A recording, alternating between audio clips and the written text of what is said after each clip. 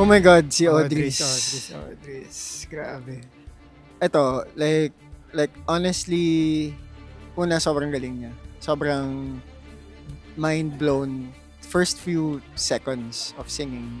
You know the kid has something else that some people are just born with it, and she's one of those. But honestly, I didn't think she would choose us.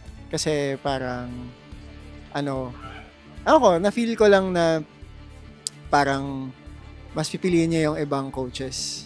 Until that moment na kinakanta daw nila nung kuya niya yung song. Ano siya eh, parang, honestly, sobrang galing niya. Minsan kasi pag sobrang galing nung contestant, parang, meron akong, subconscious thing na, baka di kami piliin or okay lang kahit di kami mapili. So, nung sinabi niya yung kinakanta niya Libs, parang, wala, minsan, di mo kailangan pilitin yung mga meant to be na bagay. Pero, I think more than anything, what meant to be means for us is we really want to help others. So, we'll do our best.